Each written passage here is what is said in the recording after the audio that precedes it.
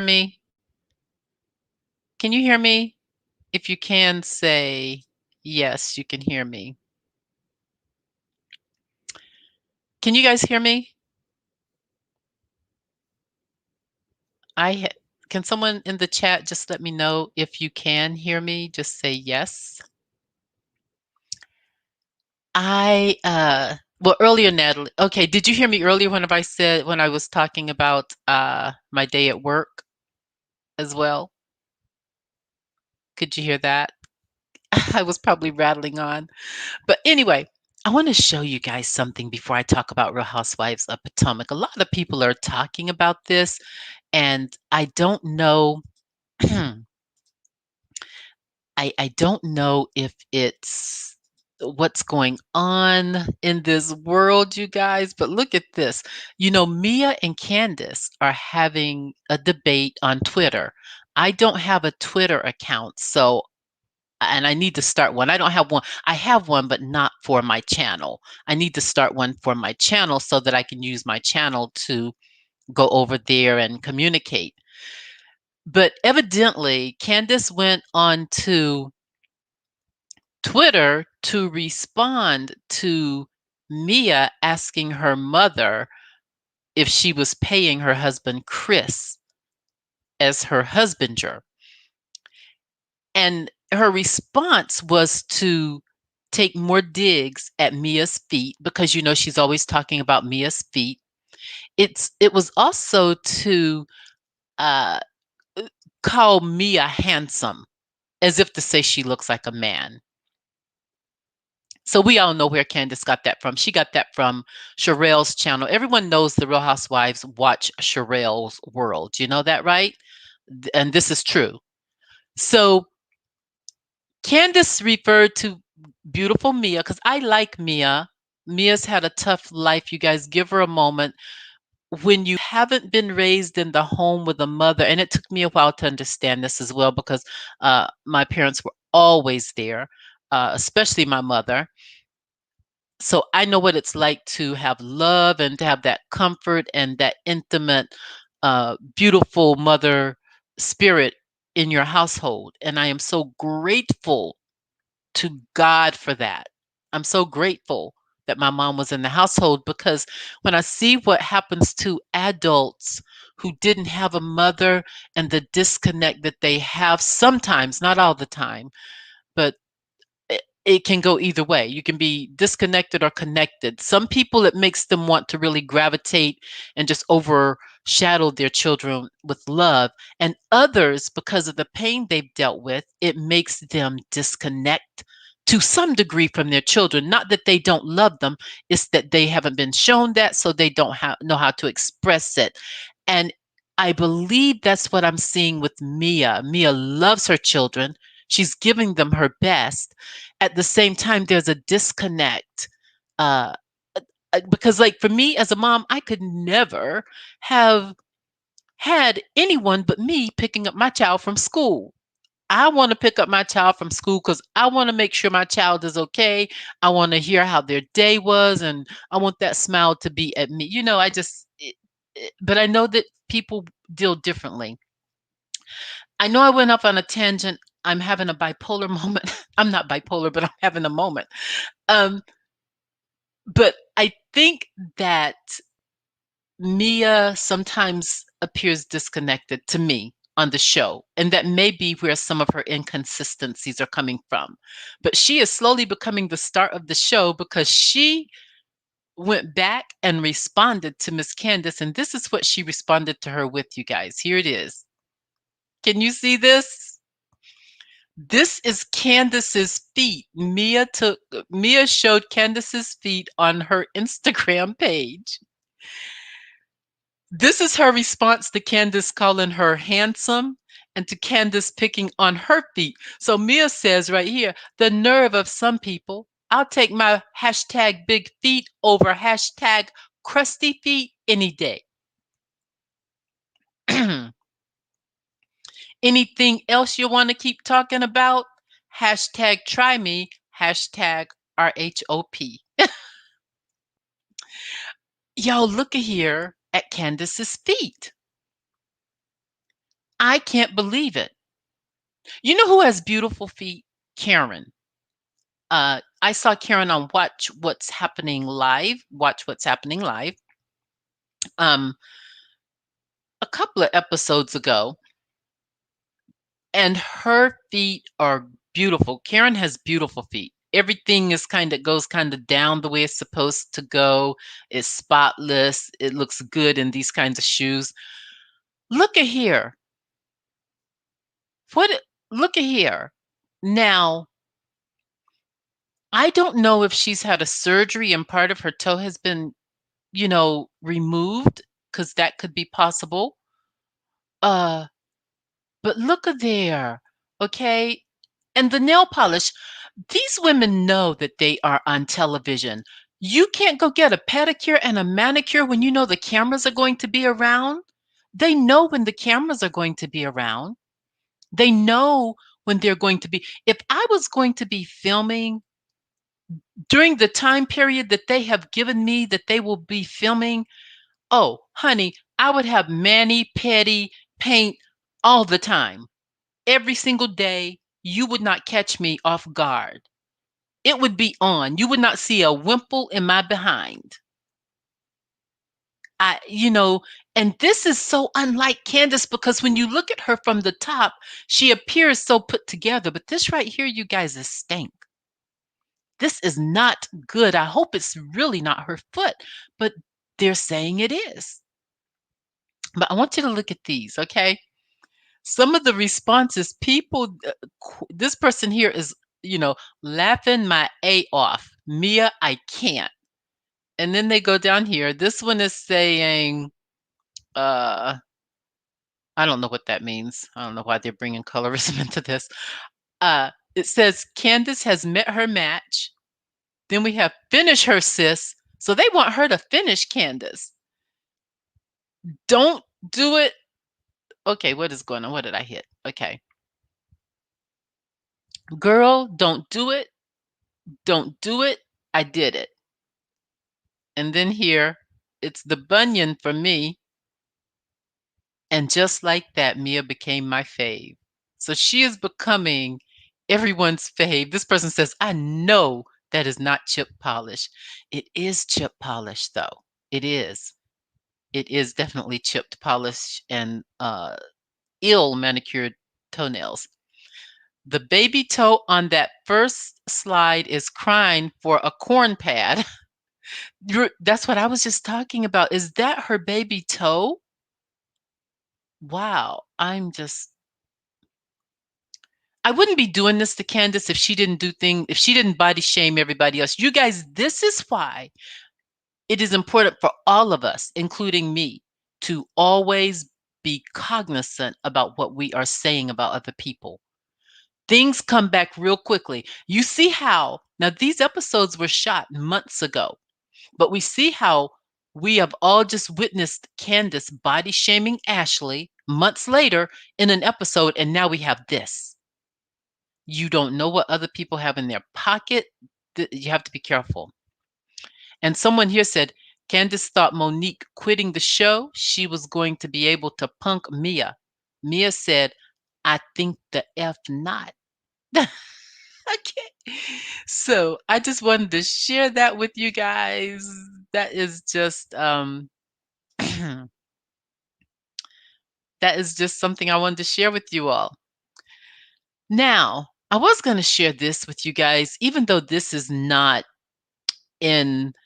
this is not coherent with the Real Housewives of Potomac. I just want to share it with you because it's news, and then I'll go ahead and get into Real Housewives of Potomac and finish that off. And at the end, if you all want to come on and talk about Real Housewives of Potomac and what you think about it, let me know. It's not going to be long with me talking about them because really this entire episode was a filler. So I don't have much for you. I'm going to be skipping over a lot. I do want to share this with you because this is news, right? And a lot of people are ignoring the reality about what is going on with the United States, with China, and with Russia, and even with Israel eventually. And I'll tell you something I'm going to do at the end of this segment. I'll tell you what, I have some plans this weekend that I want you to participate in, okay? And I'll tell you what that is, but I'm not going to tell you now. But here, I want to share this with you as well. One moment. Give me a moment here, please. Let's see. I know this has nothing to do with the Real Housewives, but I do want you all to be aware that this is happening. And this is, of course, from Microsoft reports. TheInsider.com. Air Force commandos are preparing for war with Russia or China by rethinking what a runway really is. Now, the language that they are using is very serious because we have been in a very cold war with Russia ever since Biden and Putin met earlier in the year when they met in Switzerland at the summit. I forgot what kind of summit that's called. Uh, they have it like every with every new president, and I can never remember the name of it, but it's some summit that they have with in Switzerland. And we've also been in a cold war with China, and I wish I had the time to do what I really want to do with this COVID thing, because the underlying content with China is that they maliciously started a bioweapons war with COVID. Allegedly. I'm going to say allegedly because I don't have all the work in front of me here. I'm really trying to put it together to bring it to you guys, but it's a lot and I'm trying to decide how I'm going to piece it together without getting my channel shut down because nowadays people like Google and Facebook and those people, they don't want you putting up anti information, anti acceptable information, okay? But this says the U.S. military is preparing for a potential conflict for a capable adversary, namely Russia and China. Part of that preparation is finding ways to distribute forces so they can keep operating if fighting starts. For the Air Force, that means using new airfields, and its special operators have been crucial to that.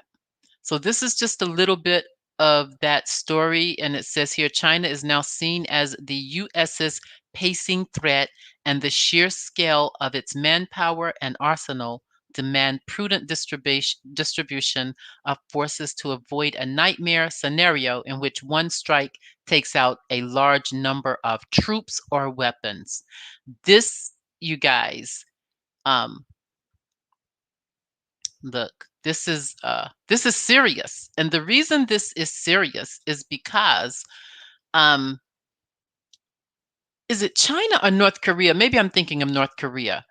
But there is a threat to the entire state of California. One of them has some kind of missile pointed, and recently there was a threat, um, an underlying Cold War type of threat, when there was, and this is kind of, I'm gonna have to, I'm gonna say allegedly, but there are things that the media like CNN, MSNBC, and even Fox News, ABC, NBC, all those, there are things that happen that are not exposed to the public. So what they do is they talk about the same thing over and over again, like the virus. They also talk about political things over and over again instead of really pushing some things out there that are really going on. But the threat is that someone, and I don't know if it was North Korea or China, was threatening to, hey, look, we'll go ahead and take California right now, and that'll just be a hole in the U.S. But anyway, I digress. I digress. So I'm going to go ahead and talk about Real Housewives of Potomac. And these are things, the other things I just showed you, these are things I generally like to share on Saturday morning. I missed my Saturday morning commentary, live coffee with Breezy that I like to do on Saturday. You guys have to come and see that. So let's get started. Here we go.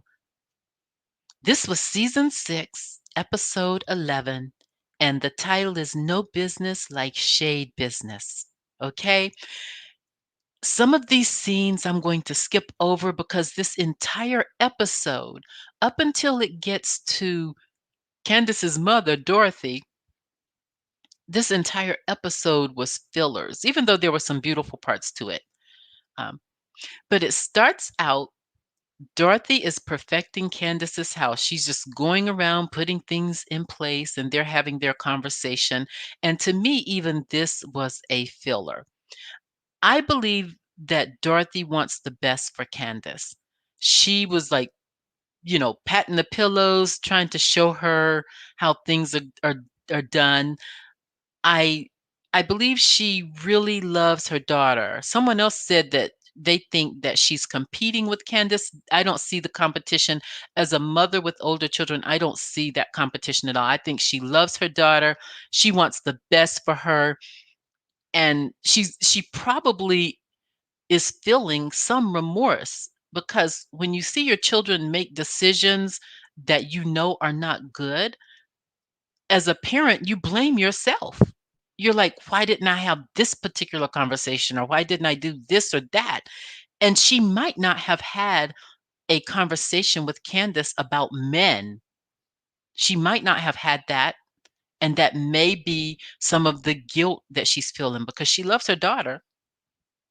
So that was a filler scene. I'm not going to really spend a lot of time on that because it's just not a lot.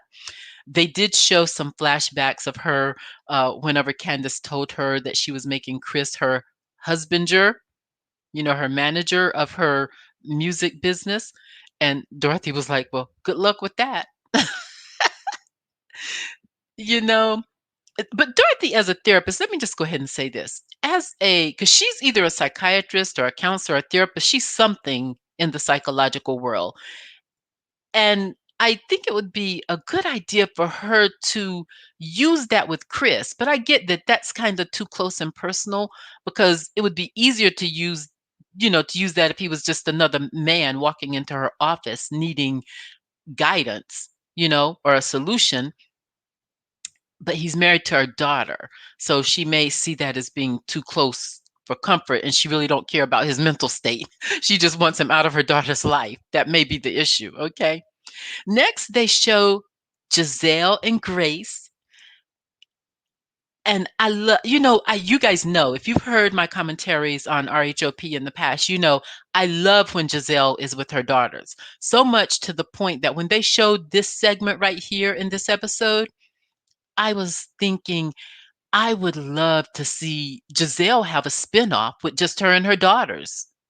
I would watch that. I would like to see the relationship with her and her daughters and even bring Jamal into it a little bit as co-parenting and have her daughters get paid for being in the scene. Have them get paid so they can have scholarship money to go to college and have Giselle of course get paid and show her fixing up the house, show her uh doing different activities with them, taking them maybe on a mother-daughter's trip. I have all kinds of ideas. Maybe I'll apply for a producer's job. No, I'm just kidding. I don't think they get paid as much as I do. But anyway, I love this scene. She's teaching her to drive. And listen, we all know just based on Giselle's personality, she should not be teaching anyone how to drive. But I get it. She's the mom. She needs to get Grace a driving instructor because I don't know what is going on with Grace, but Grace does not know how to drive yet. Grace doesn't know how to drive. And by the time I was 15, I knew how to drive. My dad put me in the car when I was like 14, in the truck actually, and showed me how to drive a truck. So the first thing I drove was a truck. And I learned to drive on the church ground, going in circles in the back of the church. And it's different whenever a man is teaching you how to drive because for some reason they have a little more patience. They're not screaming all over the place. I and when she almost hit the camera guy, I was like, "Oh no, Grace." you know, Giselle should have started out giving her like before they pulled out of the driveway, Giselle should have talked to her about the different parts of the vehicle that she would be using. And that way she would have known where the brakes were because the girl didn't know where the brakes were. Okay. Anyway, I like that scene. Next, we are at Mia and Gordon's house. Mia is on the phone talking to her mom. I want to pause and say I didn't cover the previous episode of Real Housewives of Potomac when Mia and her mom sat down for dinner because, as many of you know, I was dealing with the COVID issue. So I want to talk about that scene. When Mia's mother said that she had left for work, remember she said that Mia wasted oatmeal on her and she's got burns on her body that we can't see? When Mia's mother was telling that story, there was a disconnect for me as a mom because I'm thinking, okay, what she said was she had left out for work that morning, and less than 15 minutes later or 15 minutes later, she gets a call to come back home. Why did she get the call to come back home? Who told her that Mia spilled oatmeal on herself? Who made the phone call? Because she then says when she got back home, she found her husband or Mia's dad downstairs in the basement with another woman, being very intimate, and that bothered her. So who called her to tell her that Mia spilled oatmeal on her? Because I have a theory about that. I and I could be wrong, and if you all know something I don't know, let me know. But I think it's possible that Mia's mother might be abusive. And that may be one of the reasons Mia ended up in foster care as well. She might be abusive. In my mind, allegedly, I've heard of parents abusing their children to the point where they spill the oatmeal on them, where they threw the oatmeal on them. I'm not saying she did that. I'm just saying there was a huge disconnect with her story because who called her? If Mia was home with her dad, who called the mom to tell the mom, come back home from work, your daughter has spilled oatmeal on her? And why didn't that person call 911? Or at that time was 911. Yeah, 911. Because at one point when I'm in my 50s, at one point when I was being raised, there was not a 911, there was a zero. You would dial zero. But Mia is at that age where I think 911 had already been implemented into the system. So who called 911? That's my question.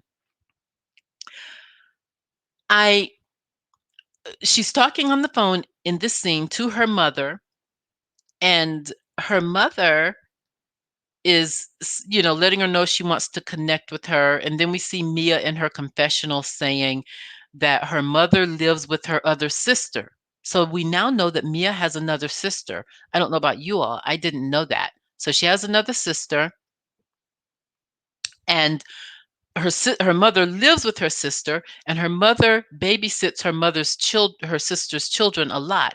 And Mia says that she thinks that the two of them are just codependent.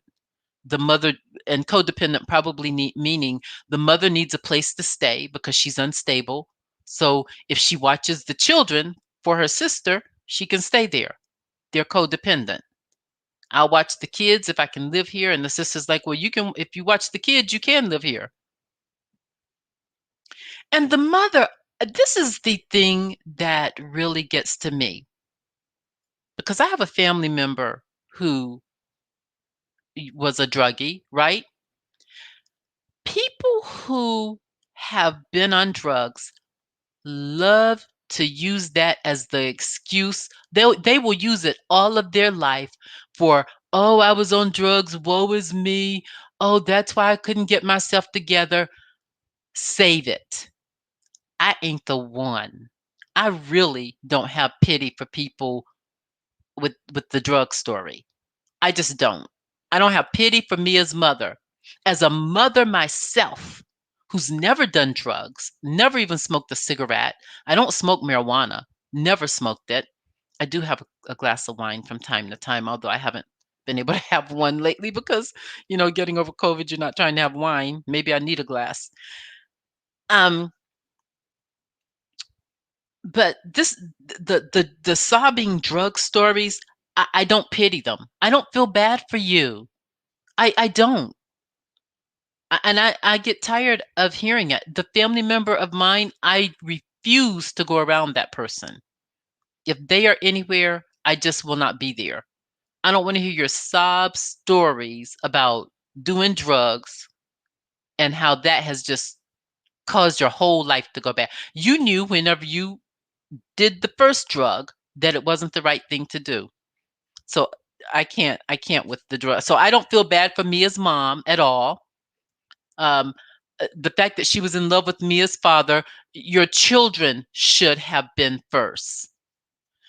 Why are you blaming you carried a baby in your belly for 9 months, and when they come out you hate them because they're like their father? Lady, you are psychotic, crazy. How do you not like your child? You got I Make it make sense, because I hear this sometimes that mothers don't like their child because he reminds me of his father. She reminds me of his father. You laid down with the father. So who did he remind you of then? You know, make it make sense. It doesn't. Okay. So next we have Karen. Karen's talking about her candles. The difference between Karen's candle and Wendy's candle is Karen's candle has 3 little wicks and Wendy's has 1. And I was looking at Karen's candle and all I saw was a gold top with a gold bow. And it was white and it was in a round candle glass. I see I've seen better marketing, and I love Karen. You guys know I love Karen. She's queen to me. Um I Listen, she needs to do something that makes her candle stand out. I think some of these people, they come on here on these shows and they want to go ahead and create businesses that will carry them in the event that they are not on the show, and I agree with that. However, not a lot of thought goes into it. I believe they do it because they think that just because they're on the show and a lot of people see them, that they're just going to buy it just because they see them. They think that they're going to buy it just because they have it. And that is not the case. That is not the case, because when Giselle started Every Hue, right before she started Every Hue, y'all, I liked Giselle. She was one of the favorites on the show. And look what happened to Every Hue. People didn't buy the makeup. She thought they were going to buy it just for her. You have to put some thought behind this. And that Karen's candle is not doing anything for me. I wouldn't buy her candle. I can go down here to the home goods store and pick out some beautiful candles. I wouldn't buy Karen's candle if I saw it. And I have candles here in my house that have 3 wicks on them. So what? What about your 3-wick candle? What's going to make me buy it? The name, the smell. For candles, people are very visual. As women, we're visual when we're thinking about putting something in our home. So you're going to have to really start with the visual. How are you going to market the visual so it stands out beyond the other candles? And I look at it and I'm going, wow, I want that. And then the smell. How long is that smell going to last? Because people sometimes don't like certain smells, and then other people want the aroma to fill their house, and other people want it to lightly fill the house. So she hasn't put a lot of thought into the candle, you guys. And I love Karen, but I'm sorry Karen had to go there. Then they go and they show Wendy at her house talking to her husband about her candle. Wendy, I like the way she was, you know, orally sharing her thoughts about her candle, but now she needs to implement that because some of the terminology that she used to describe her candle, and I didn't write them all down, but if you go back and look at the show or if you look at the repeat next week, you'll hear it. I like the way she described it. Now, that is a good marketing tactic because when she was describing it, I started thinking of smells and visuals and all of that about her candle. So she has to now go ahead and put that into play to market it.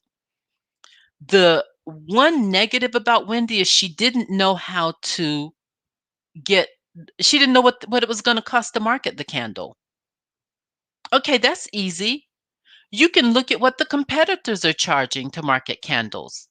Go get some prices.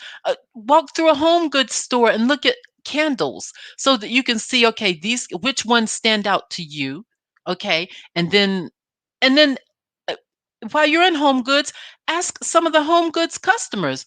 Look at these candles. Tell me which one stands out to you. Which one would you buy? I would stand in home goods, you guys, and that's what I would do.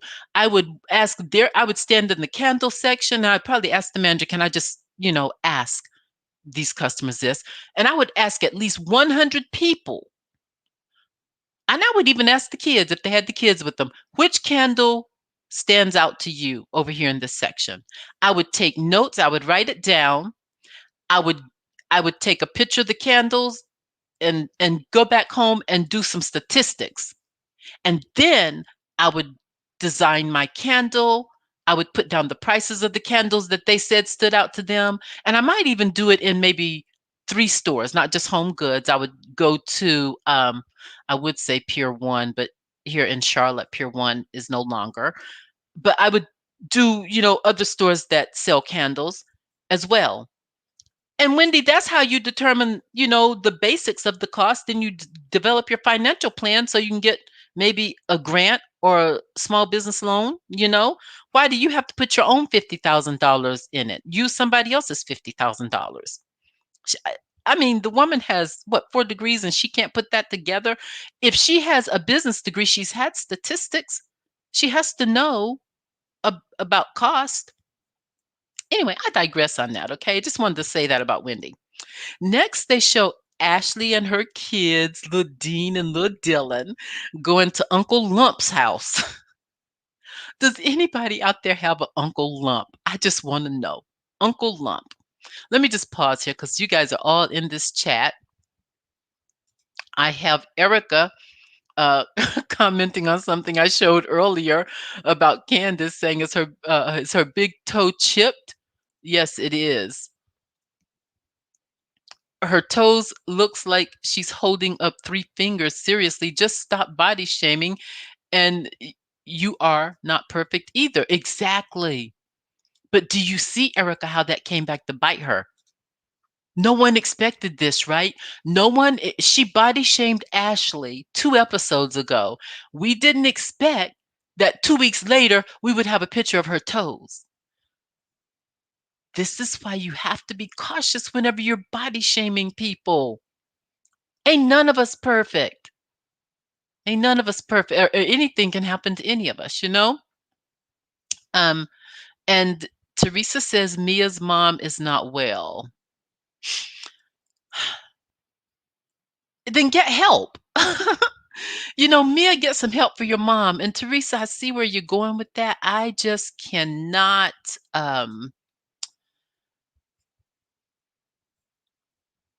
Was she crying at the top of her lungs? Did I miss that? Because whenever they showed that episode, I did not hear anyone say she was crying at the top of her lungs.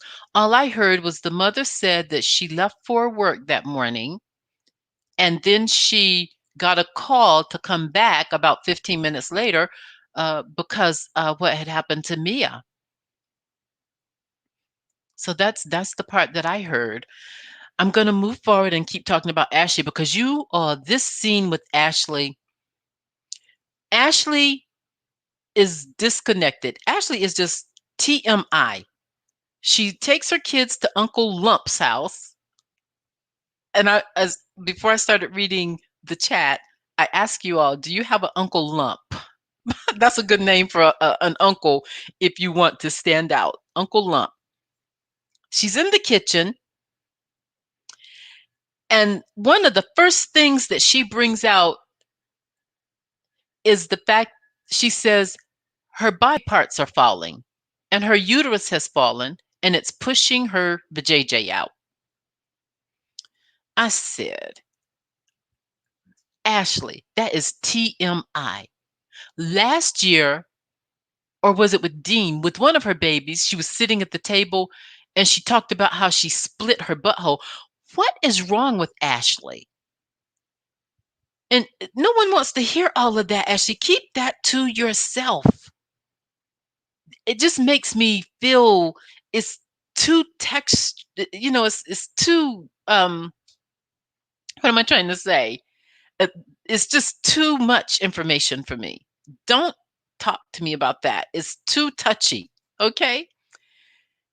It, I mean, even I have never talked about my vajayjay in front of my brothers, and I grew up with them all of my life. She was using the excuse that she grew up with her Uncle Lump and all them all of her life, and that's why she had to do that. Well, I know he raised her, but I've never talked about my vajayjay in front of my dad. Okay, just because you don't, there's certain things you just know you don't talk about. It's uncomfortable. It doesn't matter if they raised you, to me anyway. I guess some people are more comfortable talking about that. I just am not. Um, the the other thing that I noticed about Ashley is she does go to visit her family a lot because her mom didn't raise her either. So I wonder, it takes a very mature person to reconnect with your mom who didn't raise you and to really want to take care of her that way. And so I have so much appreciation for Ashley on that. You guys, evidently, there were things going on in my generation that I didn't realize. Evidently, there were a lot of things, because there are a lot of young women like Mia and Ashley, whose mothers are, i- either my age or a generation back, and they weren't in the household with their children. It's a lot of that I'm learning, and I'm really just learning it. I'm going, I had no idea that this was a major issue. And that's bothersome to me. That's real bothersome to me because I thought, uh, I guess I thought that I knew a lot more about people than I actually do. I didn't know that there was this whole society of people whose mothers were not in the household for one reason or another. When did we get like this? When did this happen? I digress. One of the things I also noticed, though, is that you never see Michael's family with the kids.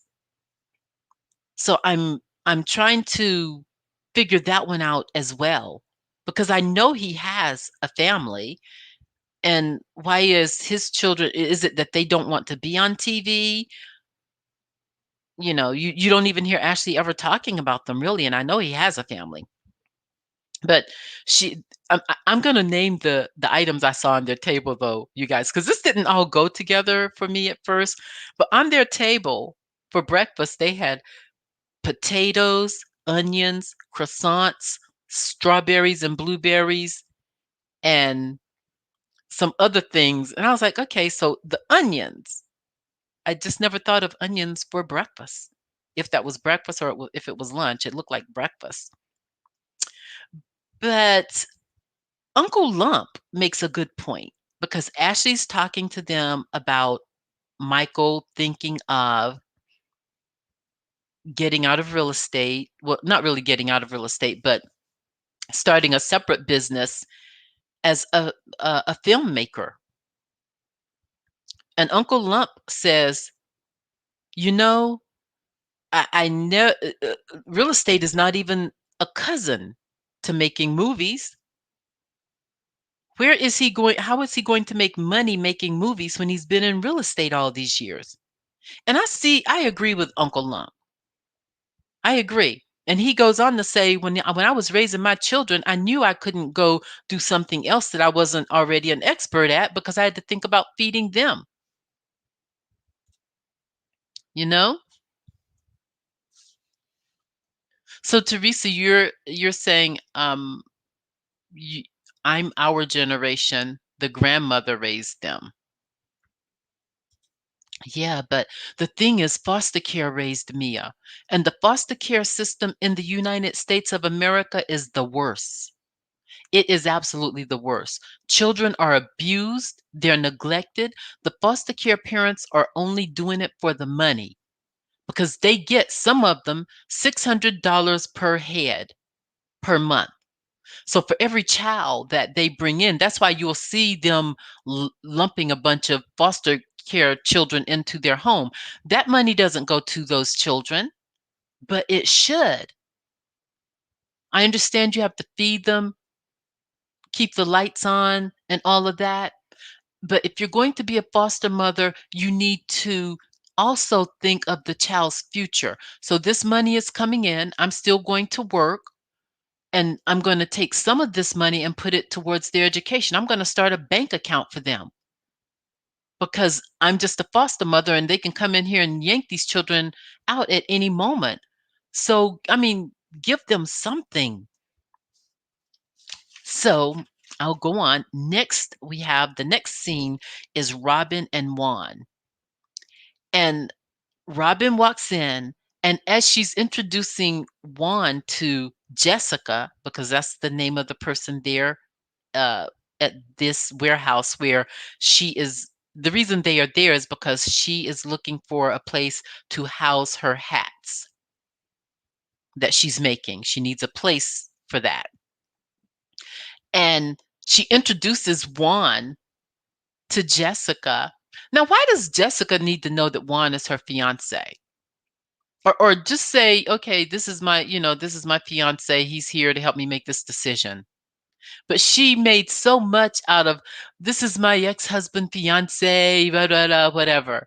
I mean, just say either, okay, this is my ex-husband, he's here to help me make this decision, or this is my fiance, he's here to help me make this decision. She just made so much of that. I just didn't get it. And she wasn't even comfortable introducing him. She just, her whole body language was giving me, he's not really my fiance or my anything, uh, but the cameras are here, so I have to say something. Then she and Juan are standing alone at one point, and she tells him, I want you to motivate me, but I want you to drop the whistle. She's pretty much saying to him, I want you to lift me up and not say things to me like, that's not attractive. She doesn't want him. So he gives her a hug. And when she was saying that to him, when I saw it the first time, because I usually will look at it twice, I'll look at it the first time, then I'll look at it again to take notes. The first time, whenever I saw it, the way he looked at her, at first I thought, wow, maybe he does love her. Like we say a lot of,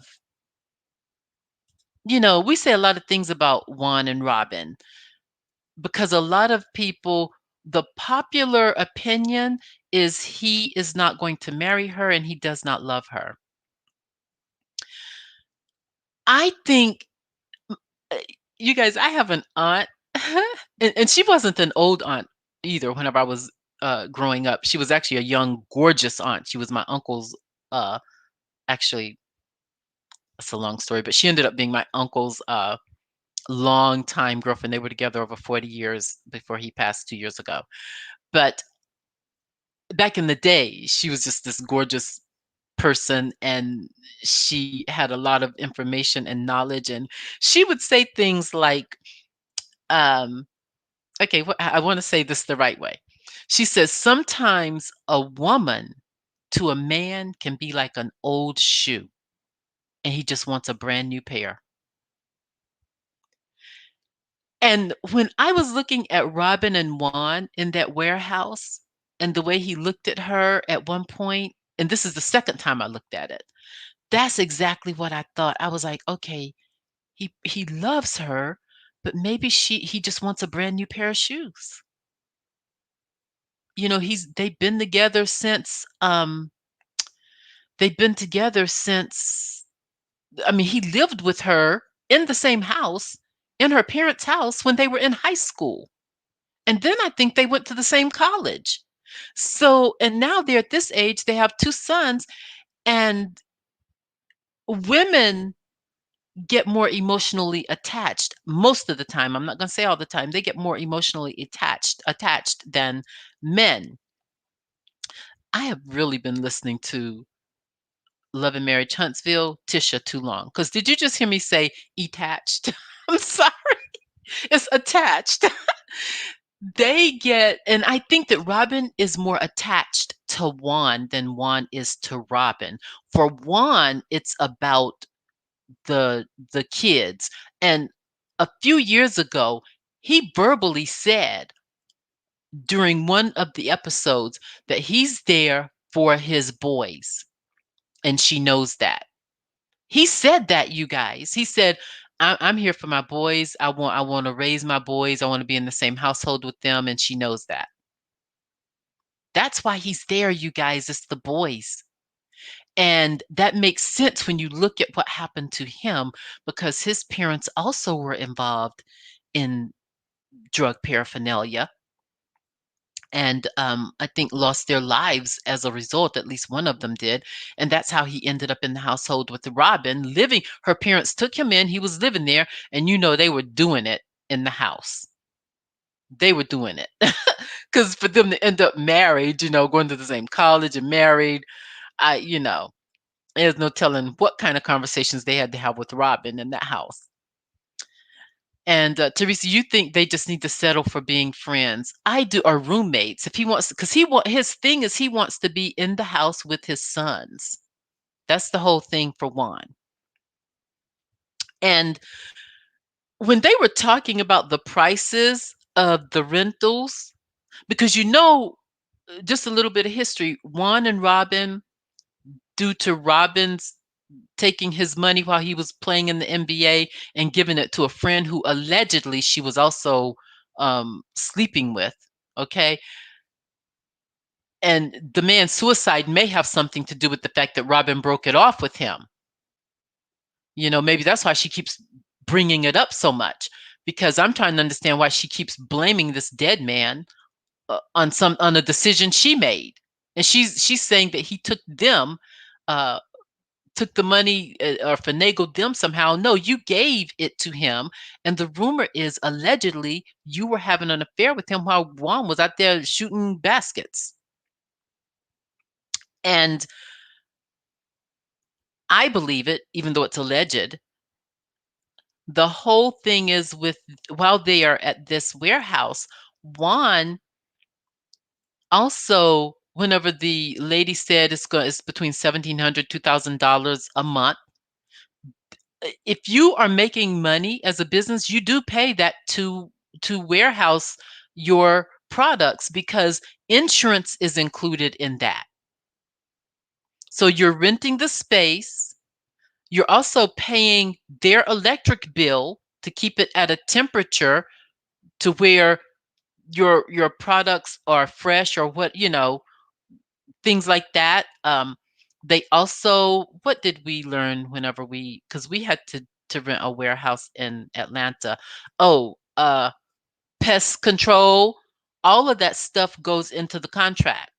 So Juan said 1,500 to 2,000 was a lot. That is not a lot, not nowadays.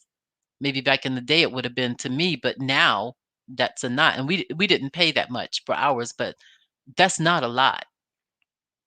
I mean, I'm not saying it's not. It's kind of right on target, actually. You know, um, Juan doesn't keep trusting Robin with his money to the person who's saying Juan. He doesn't trust Robin with his money.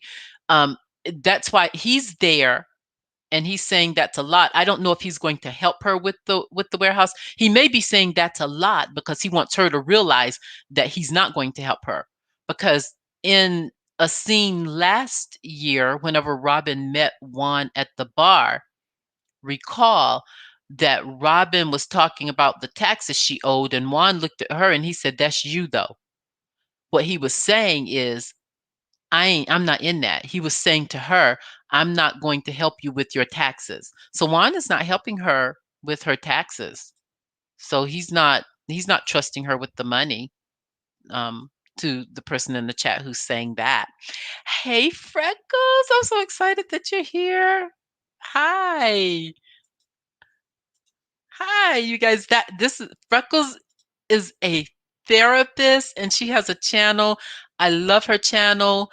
I love whenever professionals come on here, like her and like the lead attorney who is, an attorney. He's over there talking about marriage and divorce and his experience with couples and all of that.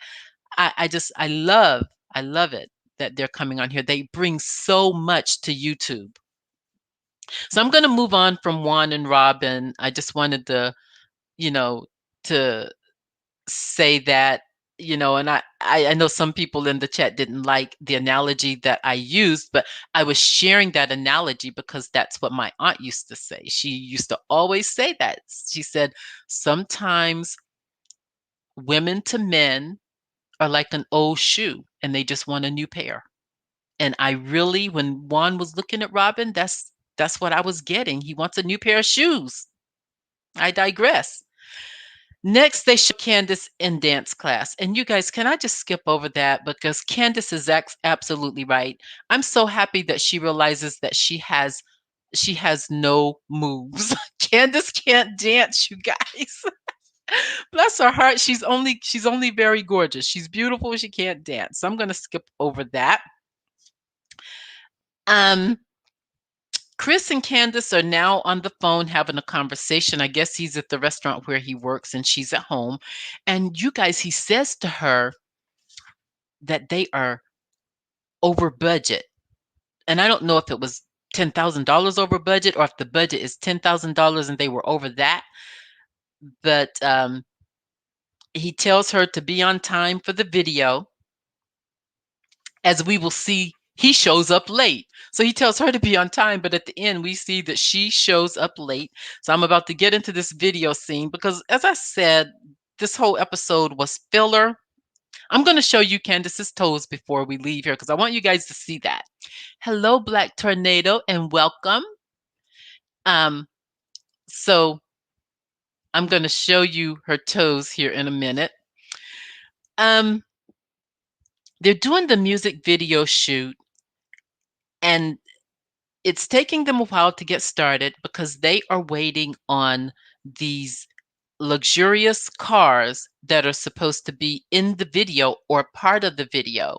Supposedly, Chris worked with someone to get the cars to be in the video.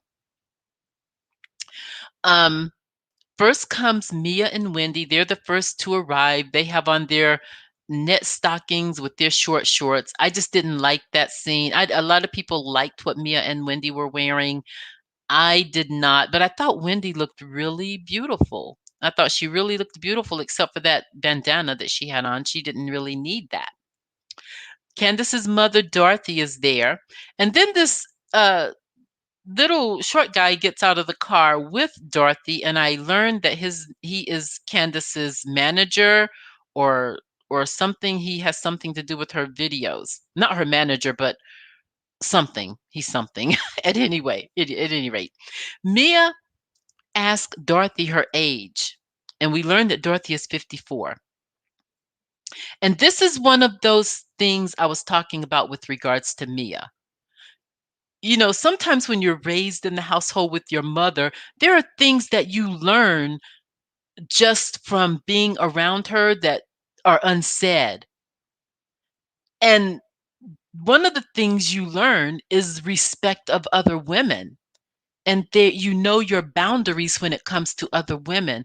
And because Mia was not in the household with her mother, I think she missed a lot of this. So a lot of people were criticizing her for asking Dorothy's age, but as I move forward and watch Mia on this show, I'm trying to be cognizant of the fact that she didn't have a mom in her household. And when I see her make certain moves, I'm just trying to be cognizant of that.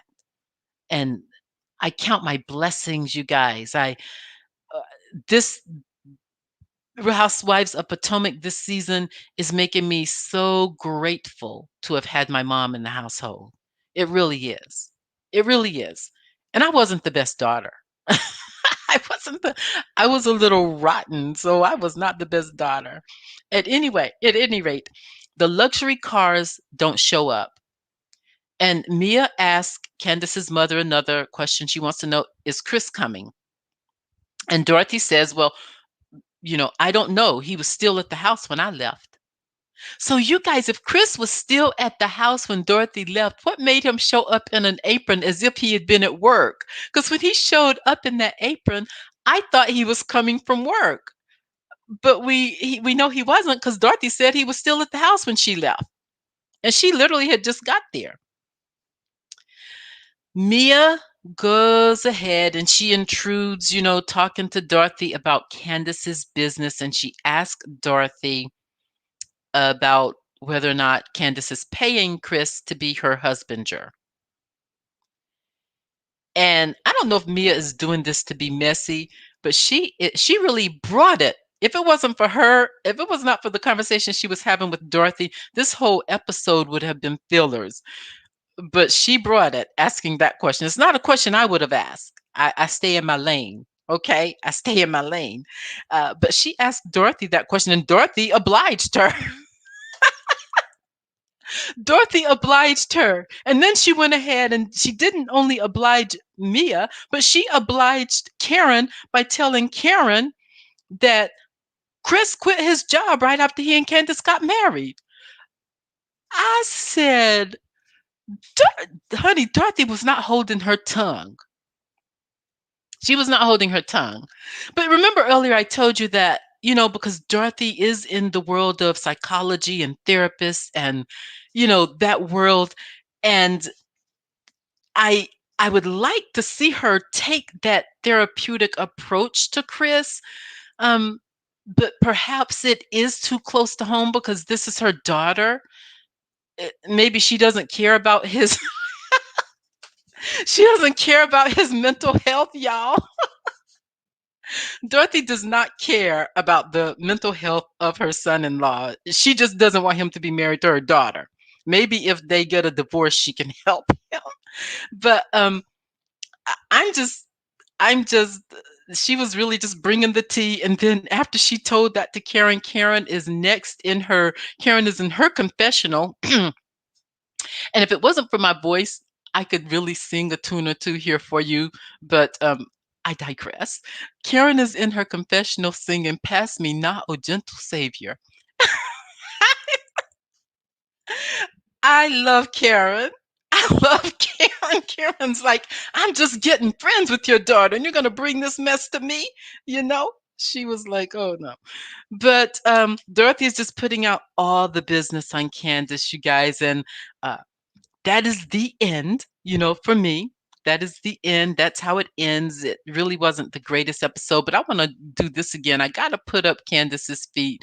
I don't know if you guys have seen this, but this has got to be the best way to end this. For you guys who do not know, this was Mia's response to Candace calling Mia practically a man because she says she's handsome. And not only did she say she was handsome, she's always talking about Mia's feet. So Mia said, you always talking about my feet? Let me show you this. You guys, this is Candace's feet. Oh, good. Maybe that's why she can't dance. I don't know. I do not know, but this is her feet, and people are taking sides with Mia on this. People are pretty much tired of Candace, you know, body shaming people. As grown people, we have to be careful. I know, right, Freckles? Oh my, that's it. She is, you know, I that's her feet. That's her feet, you guys. Um, this Saturday, if you guys could please join me, I'm going to talk to you more about what is going on in the news. I also like to do like a Saturday morning live coffee with Breezy session for about, 30 to 45 minutes.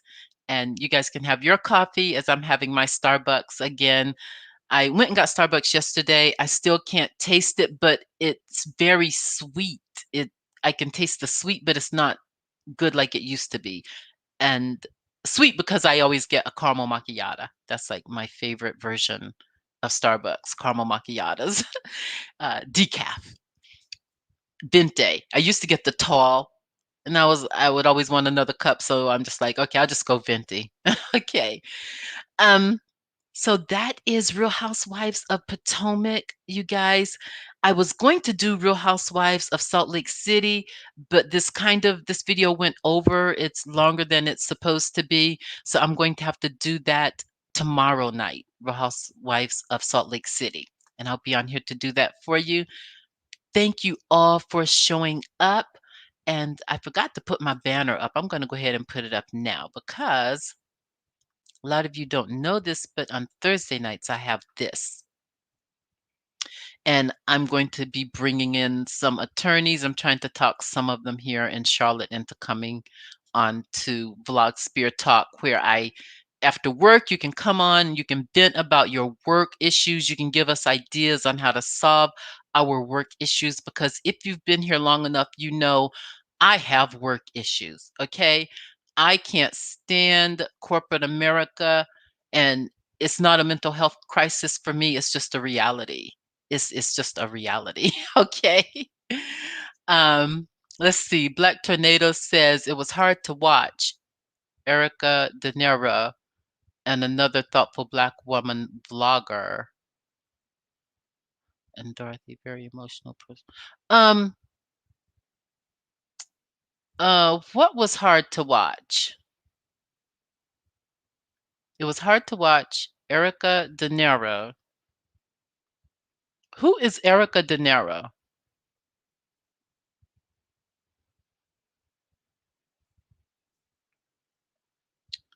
I don't know. Maybe you guys need to clarify that statement to me. I don't know what that means. Um, let's see. Does anyone else have anything that they want to say about this? Oh, there's a lot going on with Potomac. Yeah, I want to say, and you may have heard me say this before if you've been here, before the Real Housewives, women didn't behave like this. And this goes to show that there's something that gets into the mind of people out here that when they're watching these shows, they go start enacting that kind of behavior in public. So it's kind of like I was around when the Cosbys came on, right? Before, and I know people have their qualms about Bill Cosby, but I want to give you guys a very positive point here. Before the Cosbys, we did not see uh, Black American or African American attorneys and doctors married in the same household. We didn't have that example. Television produces this show called The Cosbys. We all start to watch it, especially Black people around the nation, because there were not a lot of Black shows on television. After that show aired, they also brought on A Different World, which showed Black people going to college. So then what you had, you guys, HBCUs had an increase in their student rate because of A Different World. People started going to Black universities. And now, today, fast forward, it is very normal. It's okay. We see attorneys, Black attorneys and Black doctors in the same household. So, my point is what television puts out there is important in the Black community. And the negative side of that is people love the drama. They love the drama.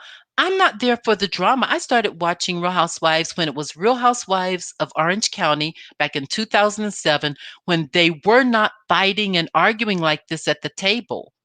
They had interesting stories, but they weren't doing all of these things. Now, I will say this about Real Housewives of Orange County that you guys do not know, that they don't show often enough. And I don't know if it was Lori's ex-husband, but one of the ladies on Real Housewives of Orange County had a daughter, and then the other lady had a daughter. I think it was Gina's daughter, and they were in the business of their father. Those daughters, these are white daughters, they got into a fist fight, you guys. You would have thought they were black. You can Google it. Um, Real Housewives of Orange County fight between the daughters. People love to say that the first fight and arguments and debates took place with Real Housewives of Atlanta. No, it took place with Orange County, which was the very first Housewives um, show on television. And there was a knockdown drag out with those white girls in that shop. I would have thought they were throwing punches, you guys. I was like, whoa. So, um, I don't know what my point was in that. I guess was to just kind of distinguish the fact that people love to think that it's the Black Housewife shows with the violence when that was a violent scene between teenage girls. So, at any rate, thank you, Black Tornado, for always enjoying my commentary. I appreciate it. I appreciate all of you for showing up. I'm going to go ahead and get out of here. I've overstayed my visit. I appreciate you all coming. I love it so much. And I'm going to play my favorite song going out. And if you guys could please just adhere to it, okay? I would really appreciate it. As I always say to you, many blessings to you. I'll be on again tomorrow night to do Real Housewives of Salt Lake City. And thank you.